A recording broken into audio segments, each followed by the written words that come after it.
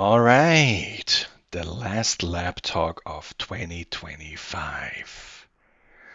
What a year, man. Launching a podcast, moving across continents. Again, such an eager beaver. Attaboy, Danny. Truly impressive. Okay, time to talk AI stuff with Tomi. Tomi? Danny and names, a never-ending story. Fantastic.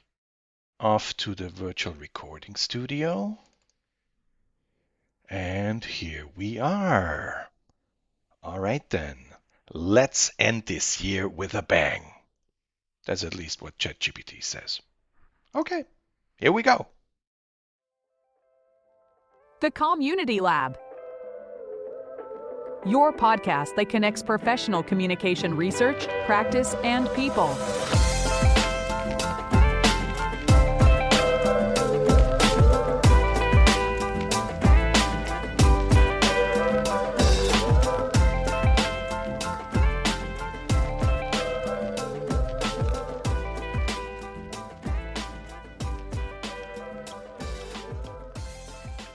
Hi, and welcome to the Community Lab. I'm Danny, inventor, producer, and host of this podcast dedicated to bringing intriguing insights from communication research in professional contexts to the fore. As always, I'm glad you've tuned in to this very timely lab talk on the role of artificial intelligence in organizational communication, or simply organizing. To discuss this topic, I invited Tomi Laapotti from the University of Vaasa in Finland. I first met Tomi in Montreal in spring 2025 when he spent a few months at the University of Montreal to move his research on AI in organizational communication forward. I was immediately impressed by his funny and insightful presentation on the ripple effects of generative AI. Yet, I have to say that talking it through over a few brewskis made it even more interesting. Cheers! In this final episode of 2025, Tomi explains the difference between artificial intelligence, generative AI, and large language models. We also talk about how algorithms participate in organizing activities, why humans aren't always fully in the driver's seat when they use AI, and why we need to stay alert to the biases that influence these technologies and therefore organizations of all kinds. So, stop chatting with Copilot, Gemini, or ChatGPT for an hour, lean back, or start cooking something delicious as we step into Tomi's nerdy world of AI and algorithms and explore how they talk to, through, and with us while we try to get organized. Enjoy! Hi Tomi, welcome to the Community Lab. Thanks for joining us. Hello, hi. It's good to be here. Thank you for having me. Yeah, it's awesome that you're here. Tomi, before we talk about your path to becoming a communication scholar, I'll hand over to ChatGPT, my co-host and your research subject, and it has prepared an introduction as usual, and let's see what it came up with for you. Tomi Laapotti is an assistant professor in the School of Marketing and Communication at the University of Vaasa in Finland, where he works in the Communication Studies program. His research bridges organizational communication and emerging technologies, with a particular focus on how algorithms, artificial intelligence, and digital platforms shape communication and organizing in contemporary work contexts. Dr. Laapotti's work spans topics such as organizational meetings, group and team communication, sociomateriality, agency, and management communication, often through the lens of the communicative constitution of organizations and qualitative methodologies. He is involved in major research projects examining the ripple effects and limitations of the AI-human interplay at work, business, and society, and he has published influential studies on algorithms and organizing as well as communication in management group meetings. ChatGPT thinks that Dr. Laapotti's research is especially timely and valuable because it helps us understand how digital technologies are not merely tools, but active participants in organizational life-shaping interactions and decision-making in ways that many professionals and leaders are only beginning to grasp. His work offers deep insights for anyone interested in the intersection of communication, technology, and how organizations come together in everyday practice. All right. Thanks, ChatGPT. So, Tomi, please enlighten us. What do you think about this introduction? I think that was surprisingly good. Okay, so I mean, you're an AI expert, so yeah, because then I already started to think while you were wording out ChatGPT that perhaps it was easy for me because I am an assistant professor and in my earlier stages of my academic career, so there is no like all the records from the 70s and so on. So it's kind of, one subject and that's it. So there's not that much room for error, so to speak. But that was quite good and not too, too amazing. Okay. So not that much of flattery, because sometimes my guests say like, this is wrong, that fact is wrong, and so shallow and just flattery all over the place. So nothing's wrong, actually? Well, I think in terms of what I have been doing for a couple of past years, it was more the older stuff, but it was correct. I guess there was nothing wrong facts. Okay. So from what I know, you're on the threshold to becoming an associate professor, so I cross my fingers. Yes, thank you. All right. Now that we know a few key facts about you, let's talk about how you ended up in communication research. So why did you become a communication scholar? So how did it work out? So what was the reason? Was there something that drew you into this field? And more importantly, why and when did you decide not pursuing a real career? Well, that is a tough one because my first intuition is that by luck. Okay. If I think about it and go back in time, I really did remember these kind of events or times in my life when I started to think what I want to do and try to find something interesting. Okay. Because in my late teens and early 20s, all I wanted to do was to become a rock star, play in a band and, go on a tour and have a lot of groupies. Yes, everything like that. So I did study something when I had a band and we did the touring and had fun.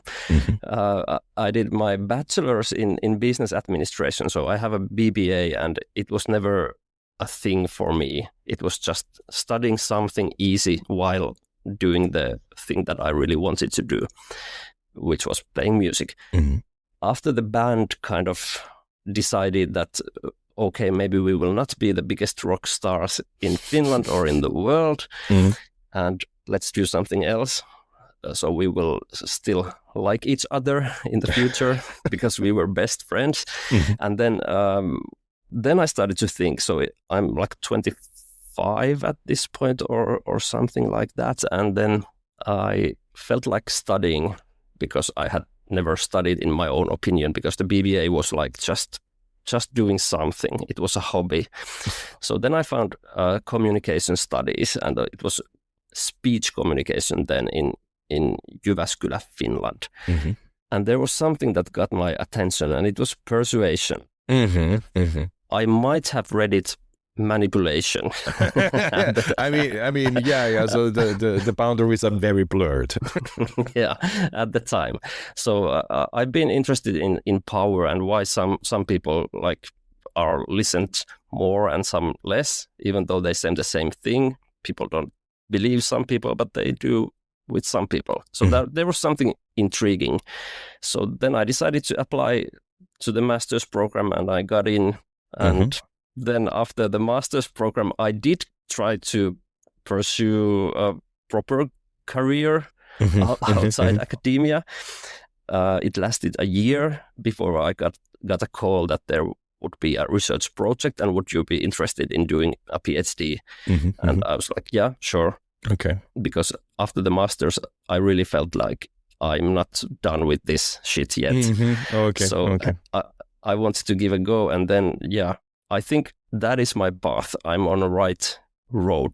Oh, okay. So then I started to think again, what would be the communicative phenomenon that I'm interested in? Mm-hmm. And then my focus went all the dull things, the mundane things. Okay. And my PhD work was about meetings. So what happens, like the most boring thing in working life, that's my focus. After all those years having fun, it was time to focus on something less fun. Because I felt like in research literature, there wasn't that much about this kind of mundane things. It's more about the new things and the great different things like AI, what I'm doing now. Because after being in the mundane for a while, then I got into algorithms and AI after ChatGPT really made a difference a couple of years ago. Great. Okay. Thanks. Thanks for the story. That's pretty cool. I'm always interested how people ended up in our field. But as always, I'm also interested how you think or how you approach communication and interaction when you wear different hats, right? On the one hand, you studied professionally as a communication scholar, you study communication and interaction, so you have this professional approach. On the other hand, of course, you're a human being, with some kind of private life, I assume. And do you think about your communication private life also from a scholar perspective, or do you separate it completely? So how do you approach that? I try to separate them, not to think about communication that much in my private life, but it's hard because to me communication is a worldview. Yeah, exactly. How you see how things happen and come alive and are arranged and so on. So it's kind of hard try to not think about those things while solving some problems with my family or something, because that's always like, it's not in me, it's not in you, but it's between us, and we can try to solve this and how things come to matter and so on. So but when I did my master's and in speech communication, and it was a lot about interpersonal communication, I would say that that's not good for a relationship. I mean, romantic relationship, because you start to overanalyze everything, and and I was annoying back then to my now wife. So I think organizational communication is better for your relationship than interpersonal communication. That is my personal experience. Okay, but that means also you shouldn't organize things with your wife or your partner. She will do that. Okay. So I'm just an observer. Yes. Yeah. Ignore me. Okay. I'm observing. It's hilarious. I like it.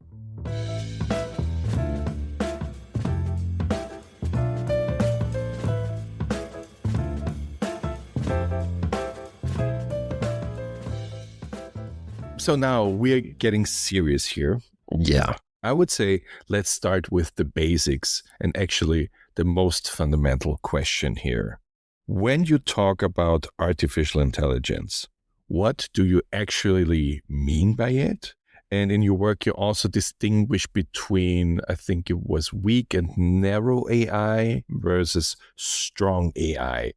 Can you explain a little bit what AI actually is? So in layman's terms, so to speak, and this differentiation between weak, narrow, and strong AI? That is a very important question, because things have changed since ChatGPT and generative AI in general. Now when people say AI, they typically refer to generative AI or Gen AI. And what is more interesting to me is that we are collecting data from a game development company.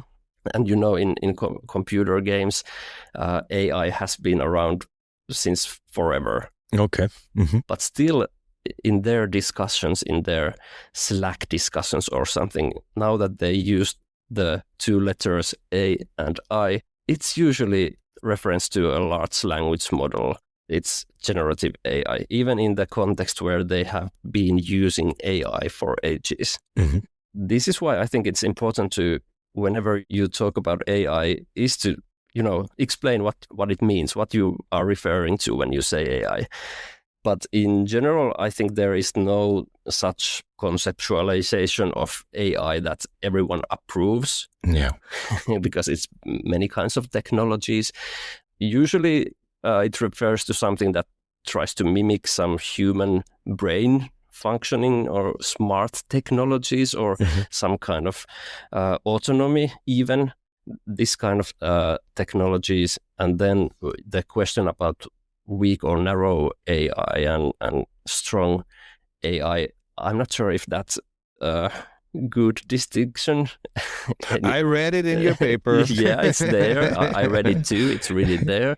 But well, in that paper, it refers to this kind of weak or narrow AI in this kind of basic automation that things happen in the background and you don't even notice that you are using AI. As most of the AI in our mobile phones, for example, are. There is a lot of machine learning that you don't know that is going on, for example. And then the strong version would be then something that would appear more human, for example, when you discuss with ChatGPT. So that's the main difference in that article where you were referring to. So to be honest, that article was written before ChatGPT became a thing. So we were focusing on this kind of algorithms and AI in organizations that have been in use for years. I think you mentioned like HR management tools or something like that, if I remember correctly. Yeah, this kind of tools. AI in organizations is nothing new, but the generative AI is now blooming. You mentioned Gen AI and also large language models. ChatGPT is one of those. Then also, of course, Gemini, Copilot, and you name it. Yeah. And they are now everywhere. And, people use it in their private lives. Organizations use it for maybe organizing things, but also maybe to create press releases, or to get inspiration, as well as when you're a podcaster. ChatGPT is my co-host, right? So I have to. From a communication perspective, what do you think are the main benefits of using tools like ChatGPT, so generative AI, and what are risks, I would say, of using these tools for the individual, for organizations, or maybe even society at large? Now I have to be polite to your co-host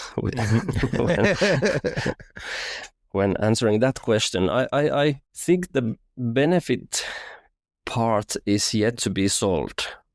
That's what I think. I think it's a fun toy. At the moment, the research I have been reading and doing doesn't show these many benefits, or it depends very much on the context or the user of the technology. There are, I think, many reasons behind that. Something that kind of guides my thinking with generative AI in organizations is this kind of line, or what you would call it, is that AI is an answer that has been offered to us, but we really don't know the question. So that is the basic problem, that you are given a new toy and told that please use this, and that's all. That already puts us in a box of a certain kind that it's hard to think outside the box. It limits our thinking within the reality we already live. So we want to give the things we do in our daily work to these new tools. And that is maybe not the best way to approach how to benefit from this kind of cool technology. Just outsource our thinking or doing to a large language model, for example. I mean, there are research showing that in coding, the coders kind of thought that they were doing things faster but then the other group that wasn't using generative AI in their work, they were actually faster with similar outputs. Okay, that's interesting. The thing is that it could make our life easier. It could make our emails more understandable. If this chatter that I'm doing here would be transcribed by AI, it would make more sense, in a sense. But of course, there are this kind of benefits. But if we, for example, take cold capitalistic viewpoint and look under the line, at the point there are more benefits for consultants and tech companies than an average worker anywhere. Yeah, there are of course many comparisons between the internet revolution and now the Gen AI revolution. They are pretty much the same. It was same with the internet that, okay, this is cool, but how we are going to use it, and it took a lot of time before it's now everywhere, of course. But there are many similarities between the two, but the one difference is that Gen AI is from the beginning for profit. It's governed by for-profit companies, so it's something different, and that is one of the risks, of course. If they ever will make a profit from this, like real profit coming from the product, not from the investment sector, then we are in a situation that there might be already the next technology coming, but it could be wise to wait until your competitors get close enough, and then you release the next model and to maximize the profit. So that is one of the risks, that if the development of these technologies is solely on the hands of for-profit companies, there might be something. There are examples from medical devices, for example. Okay. Yeah, but of course there are many other risks. I'm not even getting there yet, because the tools are basically statistical predictions, what they do. It's all mathematics, and that's not a problem always, but it could be. And well, for me, I really like the bullshit machine term when it comes to generative AI, because it kind of makes it visible that when we say that ChatGPT hallucinates, it really doesn't. It just does what it does. It's a machine. It's not an error. Okay. We are the ones who kind of interpret that particular answer, for example, as a hallucination. What if you don't notice those? Because all of their answers are hallucinations, because they are the same. That is the basic risk, that it's kind of hard to recognize the information, for example, which is not right. Is it always the right answer to your question? Could be, probably is, but it's not always the case. So in organizational contexts, if you are thinking about decision making around important issues, it might be a big error to trust to these tools. And at the same time, which is interesting to me, is that our brain seems to function in a way that we really like to save energy and outsource our thinking to whatever. And of course, we know from previous technologies like calendar. With calendar, we don't use our memory the same way. It's more difficult. Or Google Maps. Oh, yeah. So we don't kind of learn how to get along in a new city and so on in the same way that we did before this kind of technology. But with Gen AI and large language models, ChatGPT and alike, I think it's more scary, because they can do so many things. And then when you start to outsource big parts of your thinking to these tools, it becomes weird, and your humanity starts to disappear, or does it? I don't know. But I read an article in the Atlantic. I guess it was about this kind of. It was a guy who uses ChatGPT to everything. Which route to take home? What to make a dinner this evening? Everyday things. Everything goes through the machine, and why not? But yeah, the brain is like any muscle in your body. If you don't use certain parts, they don't work as well. And so that is a huge experiment that is going on. at the moment. And again, if we take this to the organizational context and the mathematics there and the probabilities, I think the real problem in this kind of society where we are thriving for competition and uniqueness and capitalism is homogenization of organizations, because these tools do give similar answers all the time because it's probabilistic. Yeah. Before we specifically talk about the organizing properties of AI, Gen AI, whatever, you mentioned it in one of your papers. And then right now when we're talking about, it popped up also in my head when it comes to biases, right? So because there are coders and they code their Gen AI, LLM, whatever. And I think it became very apparent when you look at Grok. This is like the Twitter, X, whatever you want to call it, AI application, let's put it this way. And at some point, it started to praise Hitler, for example. So please, can you also tell us a few sentences about the biases or potential biases? Is it potential biases or are there always biases, actually? I think there are always biases. And even in those cases that vast majority of humankind would think that this is right and this tool should do the right thing, we don't know if it's the same in 50 years from now. Yeah. Because, there are trends in ways of thinking and we cannot say that it's always improving. Yeah, there are always biases.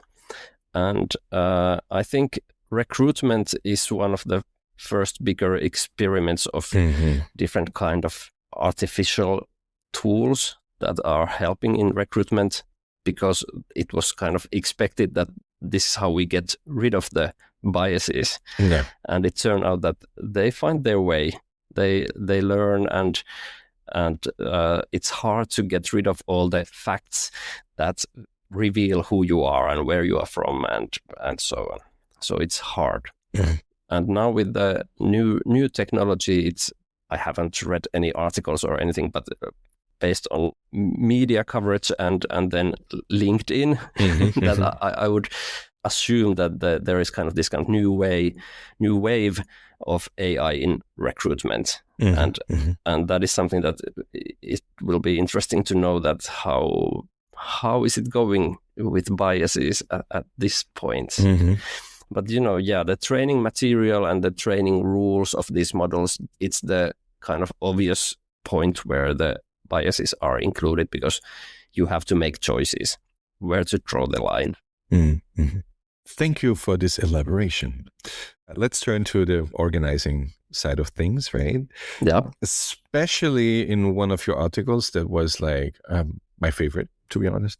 You talk about algorithms and organizing, right? And you make a more or less intriguing argument, namely that algorithms don't just support organizing, but actually have organizing properties or agency.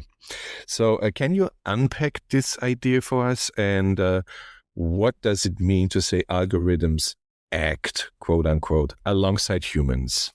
I guess the magic word is the alongside. And if we developed it further, it would be in relation to humans and other entities. In this paper, we talk about relational agency, which basically means that no one can act alone. It's always in relation to something or someone. So that is the starting point of the thinking, how algorithms or algorithmic systems, including AI, act in organizing. So whenever you are using a certain tool, email or ChatGPT, you act with it. And that is the case. So it's teamwork, actually. Yeah. We come to exist in relations.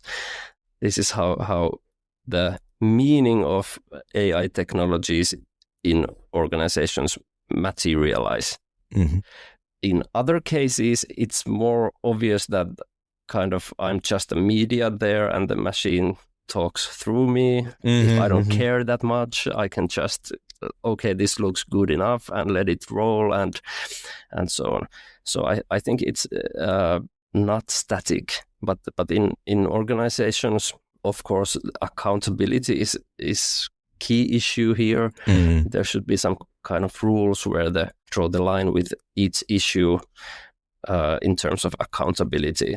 I don't know if that made any sense. But Yeah. I think so. Yeah.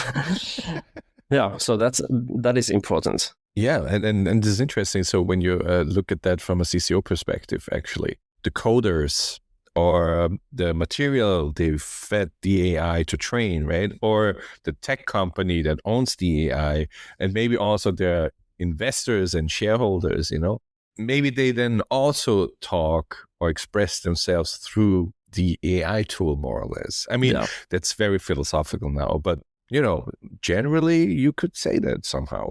Yeah, but very much so, because it's obvious when you from scratch start to use ChatGPT.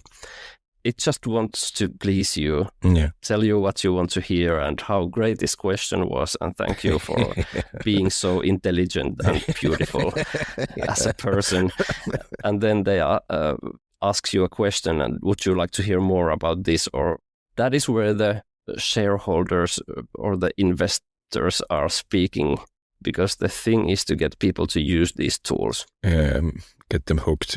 Yeah, then that is one of the key issues why it's important to acknowledge that from the beginning these technologies are for profit. The logics is to get people to use those as much as possible, and there has been a lot that has been learned from social media. How to get people hooked to these platforms. In my opinion, it should be discussed more in context of work. Even though fine-tuned for a specific company or an organization, there is still the base model that works in these kind of commercial apps. So it's hard to get away from that. So yes, indeed, there are many voices, and in the article we do suggest that this kind of technologies should be studied in these terms, that they are acknowledged as more complex than just a tool. That if you study ChatGPT in teamwork, for example, you need to know a bit more where this tool comes from and how the context affects the tool. And in the article we use the algorithmic properties framework, where we kind of show how algorithms are always biased, in a sense that it's they are blind to everything that is outside the code. Because of that feature, they also spotlight certain things. An easy example is TripAdvisor and alike websites or apps where you score things, and then hotels and start to put effort to those things that are spotlighted in the evaluation system. So that is an easy example of how the algorithms or algorithmic technologies guide our attention to certain issues. And then when the technology gets more complex, as in generative AI, I did make a software engineering professor to read the article and asked him that is this still true with generative AI? And he told me that it's the same. They are still algorithmic, but it's more complex. What it means, it's harder to kind of figure out what are the biases, what are the spotlighting properties of these technologies, because they are so complex. Another issue is that they give you different answer to same question every time. And that is something that can become a bit difficult in organizing context. For coders, it's easy to come up with a piece of code with these tools, but you cannot do that again in exactly the same way, and that's a problem. Or at least, I'm not a coder, but at least a friend of mine a couple of weeks ago explained me this issue in his work. And that's the kind of thing about the mathematics behind the tool and the coding, that it's kind of programmed to do things in a certain way, and there is always this kind of random factor that you never get the same exact answer to you know, more complex questions. You never know how the tool works. You know the basics and the reasoning. Now they try to be more transparent with their reasoning, the so-called reasoning Gen AI is performing, but still you really don't know about the training data and what decisions have been made and so on. And one important thing is the human factor there, or we name it the kind of political dimension behind these tools. It is for profit or for certain purposes, or well, if you decide what tool you buy for your company, there is one political decision in a sense, because there are different kinds of tools and what you decide to use. So that was my boring lecture about this. In my opinion, in this kind of more complex way, hasn't been acknowledged that much in research literature, that the whole life cycle of these technologies. It's always in the theoretical papers that we should study these in this way. So it's, the idea is nothing new in a sense, but how to do that in one study or in one doctoral dissertation, for example, it's another question, of course. I briefly want to talk about another thing, also regarding Gen AI. I want to talk about this fascinating study you were involved in, where you and your colleagues developed chatbots. It was in the context of the presidential election in Finland. I think it was 2024, right? Yeah. Yeah, and each chatbot represented one of the candidates, right? And people who were interested in the election or what the presidential candidates had to say, they were able to chat with them or ask them questions. I'm interested, what were the most striking findings of this study? And also, what can communication scholars or organizational communication scholars, but also maybe practitioners, learn from that research? If it's okay, I first describe the experiment a bit. Of course. Because, yeah, it was during the presidential election in Finland in 2024, and there were 9 candidates on the first round of the election. In our research team, in a big project, we have those software engineering people from Tampere University who can do the technical parts. They did these chatbots and then opened up them for the public. And I guess it was open for almost 3 days, and we got around 1,000 entries to the page. And then there were discussions with the bots. And the data set is intriguing. It's amazing. There are this kind of discussions where it's just, hi, how are you? And hi, I'm the president candidate, blah, blah, blah, and how can I help you? Some people just went to see how it looks and does it work at all? But then there are lengthy discussions with the candidates, and it's not always that easy to tell if it's a discussion with a candidate or with a bot from the human side, because they are so polite towards these bots and ask really proper questions in terms of the election and so on. And then they thank the bot in the end. And some people, of course, are really mean. That's not surprising at all. I mean, some politicians, right? Yeah. But even within these people, there are some who end up apologizing in the end. Okay, well, that's nice. So that's one group of people. And then a large part of the discussions were people trying to break the bot.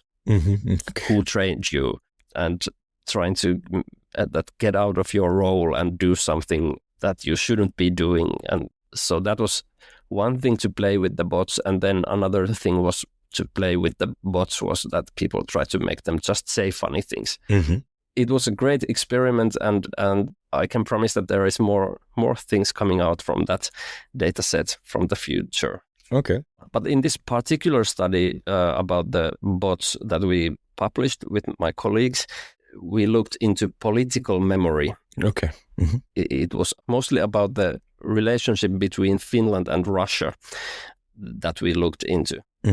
And the bots were sometimes kind of on top of their game, but many times they went back to this kind of older discourse before the war in Ukraine, which means that there were this kind of traditional political jargon that mutual respect and open dialogue with our neighbors, because we have over 1,000 kilometers border with Russia in Finland, and we do have very, of course, problematic past with Russia, and that past was there.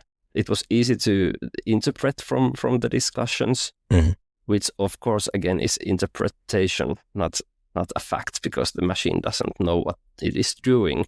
It's just probabilities. But what was the main finding there was that the sudden change in the context, meaning the war, it was hard to get it into these discussions properly. Well, it's more detailed than that, but to make it simple, and because this is the easy part to change or transfer to organizational context, is that one of the promising ways to use these tools in work is to use them as an organizational memory.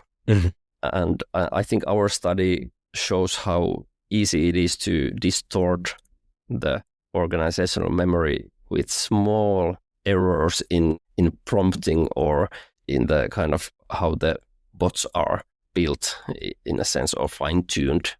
I think we found in this case there were some wordings in the prompting that could have been the bot maybe misunderstood these parts of the prompting or understood them differently in another situation than in the next one, because sometimes they weren't that bad, the answers towards how to treat Russia in the situation.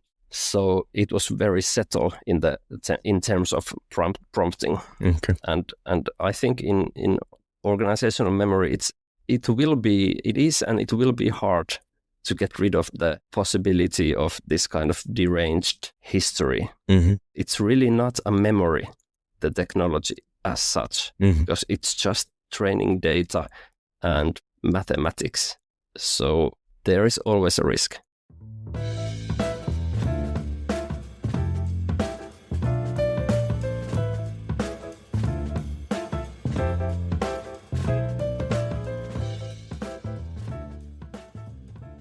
Before we talk about the practical applications of your research, I just want to quickly talk about, I think it was mentioned, ChatGPT mentioned it in the introduction, current research project, on the ripple effects and limitations of interactions between AIs and humans in various contexts, such as work, business, and society in general. What kinds of ripple effects, first of all, are you interested in or have you found in your research? And what have been the most intriguing findings in general? I think it's still ongoing, the project, right? Yeah, the project is still ongoing until the end of next year. So we have a lot of things to do still. Okay. Yeah. Well, I think that at the moment I am observing this kind of project where the IT people of our project are helping one governmental organization to implement a certain technology. And our IT people try to figure out how to include AI in terms of language models and AI agents in this certain technology. And there I have noticed that it's hard because, or I think this one case will highlight nicely how, or the reasons behind why implementation of Gen AI fails so many times. Why is it hard to get it to function? And it's not about the technology alone, because the technology itself, first of all, is already a ripple effect of something. Yeah. And then you add a couple of more ripples there, and all of a sudden there are 10 other technologies. There are other departments within the organization who have keys to certain technologies that you don't have. And then the I would say, systemic view on the implementation is very important. It's hard to get these kind of tools for one person, for one job, for one task, to really get most out of the tools, because then it's just this kind of just another system or software for you to use in your work. So that is something that I have now started to figure out on trying to write about it, that why these projects seem to fail from the viewpoint of communication and agency. Another issue that I'm really into now and wish to dive in more, how Gen AI actually changes the way we understand knowledge and knowing in organizations. Like you said, it's just mathematics and data. Like information and data used to be, numbers mainly. And when it transfers into language, natural language, all of a sudden something that we would thought as information or data becomes knowledge. And this is written already in several research articles, and I find that very interesting, because it's really, is it so that when it appears as language, it's automatically knowledge, and do we take everything as granted what the technology tells us? For example, I have a student who is studying this kind of documentation practices in an organization, how the technology itself kind of changes the way the organization documents what it does. And that is a ripple effect already. Oh, okay. That organization works in the terms of how the technology wants it to work, how they build their like organizational knowing and organizational memory at the same time. So that is very interesting. Nice. Yeah, I look forward to what's coming up next, right? So because you said like you still have 1 year of also data collection, or just wrapping up, or like a proper project, we do everything all the time. And then when the project ends, we have tons of data we haven't used, and we are... Okay, so the classic, actually. Yeah, the classic. Yeah. We still have some data collection going on, but of course we start to wrap up the project and get our output there. Okay, that's cool.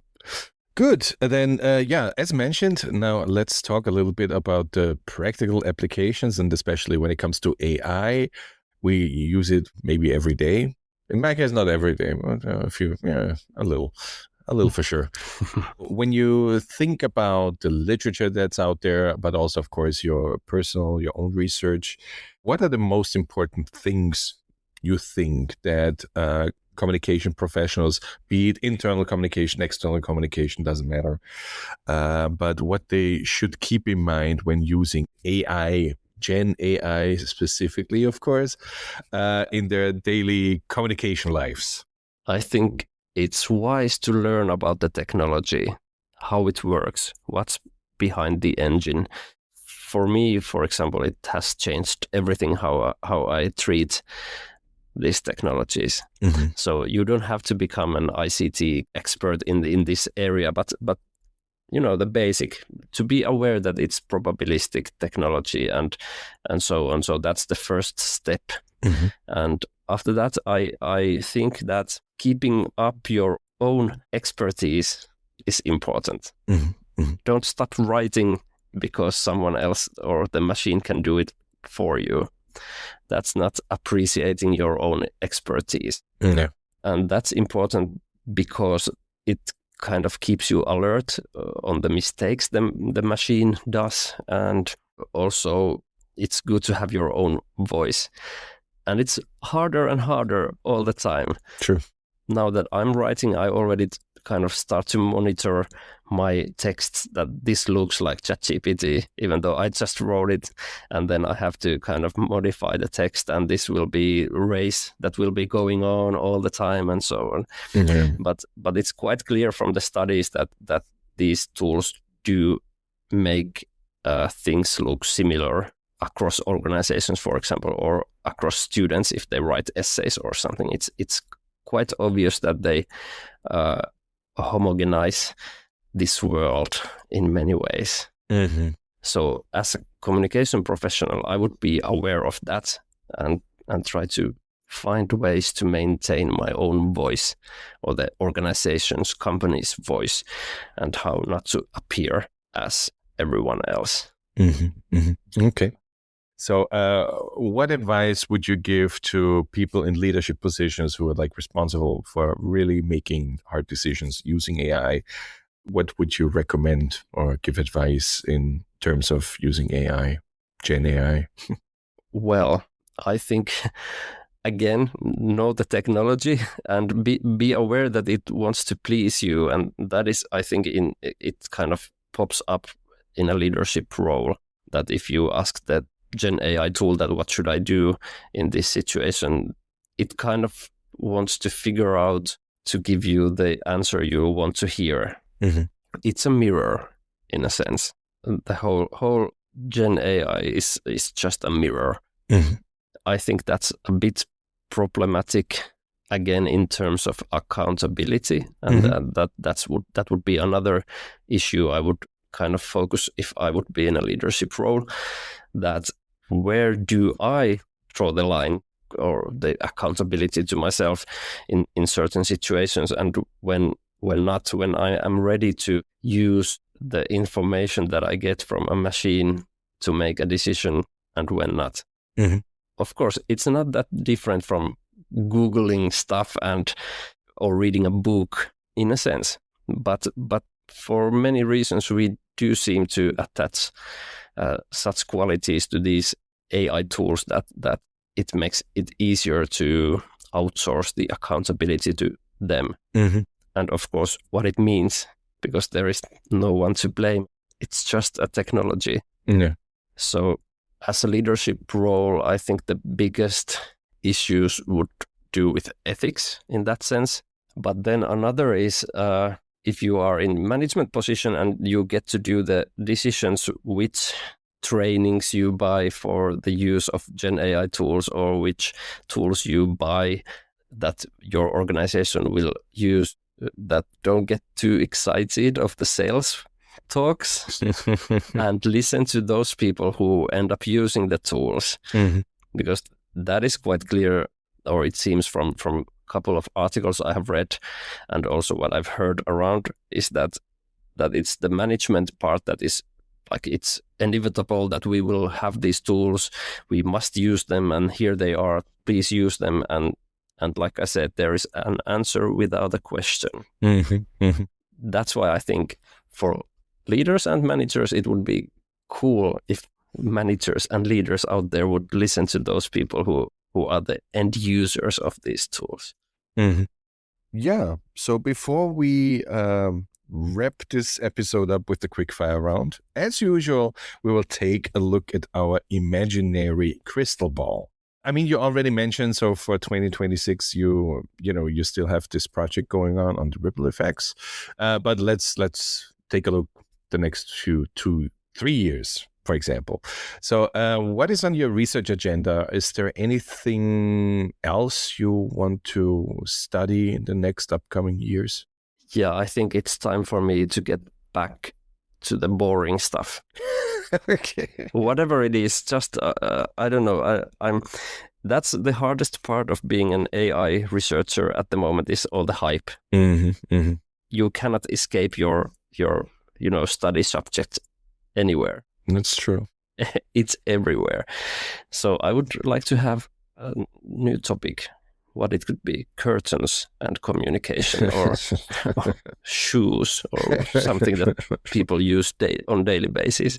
Yeah, but then you're also like surrounded by your research subject, right? Yeah, with that's shoes true. and curtains. So maybe I'll go back to meetings. They are so mundane that you don't realize that you are in a one. This is a meeting in a sense. True. No. Mm-hmm. If I would have to say something, I would say that I would like to dive into CCO theorizing of time and temporality. Okay, that's interesting. Yeah, there has been a lot in organization studies in general, but not that much in OrgCom or CCO. You're cool. Best of luck that you soon can turn to the boring stuff again. Yes. All right, then, our last segment here is, as mentioned, our quickfire round. 5 rapid questions, 5 spontaneous answers, no overthinking allowed. Are you ready to get crazy? Sure. The quick fire round. What's something that helps you completely switch off from work when your brain won't stop running? Legos. Legos, tell me more. I built a tower, a simple tower. That's the best recovery from work stress or brain overload or whatever. This started when my son was little and played with Legos, and I came home from work and then just sat there on the floor with him and started to build a tower. And then I kind of felt there how everything became clear again, and I can hear myself thinking, and I see around, and that's great. What's one widespread misconception about AI in organizations that you wish would finally disappear? That they make your profits grow. Okay. Can you elaborate on that, or is it just like, I don't know, any random idea?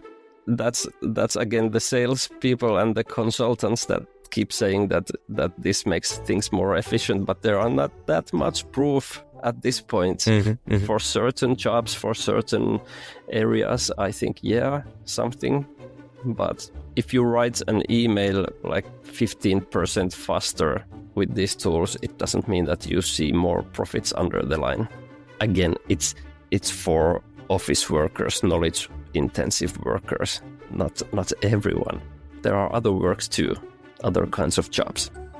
Question number 3. I think I know the answer, but maybe I'm wrong. If you weren't working in academia, what kind of environment would you love to work in? I have to go with the rock star thing. I know it. Okay, good. Of course, it's so cool. The band community, that would be the environment. Maybe if I'm completely honest to myself, maybe this kind of stay-at-home dad who makes some gigs per month for huge amounts of money. That would be the best. If you had to explain what algorithms do in organizations in one sentence to a skeptical manager, what would you say? They keep things organized and help you to organize. That's very optimistic. I'm confused now. Because now I kind of abandoned AI and Gen AI especially, and went with the traditional ones that actually do run this world and run your computer and your mobile phones and all the systems that you work with. Because that's kind of, I think, true that there are so many algorithmic systems in our work life, regardless if you drive a car for a living or sit in an office. Okay, so it depends on what kind of algorithm, so to speak. Yeah. Final question. What's something people often assume about you that turns out not to be true once they get to know you? I'm a Finn, and people do think that Finns are silent. We don't talk that much. Oh, yeah.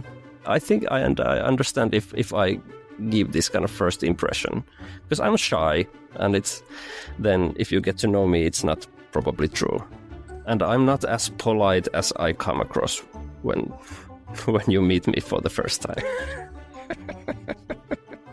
Cool. That's it. Tomi, thank you for joining us. Thank you for joining the show, and especially because it was quite on a short notice. And it was a real pleasure talking with you about AI, the organizing properties, the benefits, the risks, and also what you plan to do in terms of researching AI, Gen AI, LLMs, whatever you want to call it, algorithms in general, and the curtains and shoes that maybe come afterwards.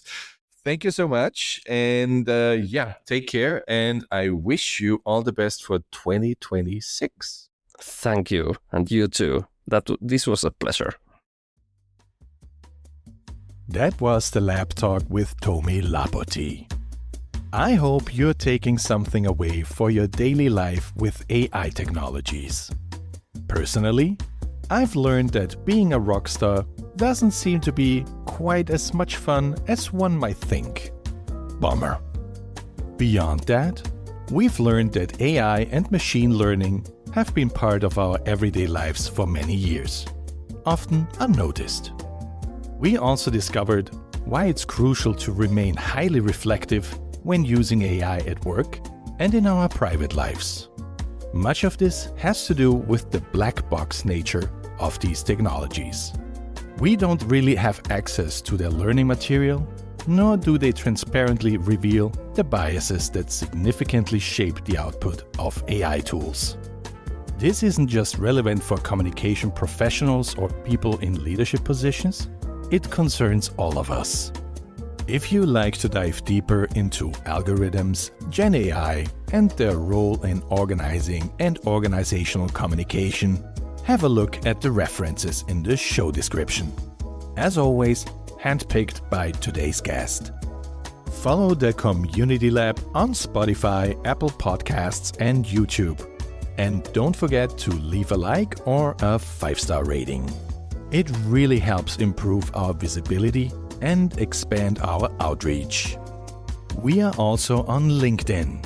So connect with us, share your thoughts, and help us grow this wonderful community of communicators. You can also reach out via email at communitylab.podcast@gmail.com. We always love hearing from you. That's it for 2025. But don't worry, there's more to come in 2026. We will continue discussing key issues in professional communication with scholars from around the world. As always, in a critical yet playful spirit. Until then, and don't forget, communication is everywhere. It's in what you say, what you don't, and sometimes even in how Nicki Minaj has become a Trump groupie, or, to put it in her own words, a super freaky girl. What a year. Stay curious and keep the conversation alive.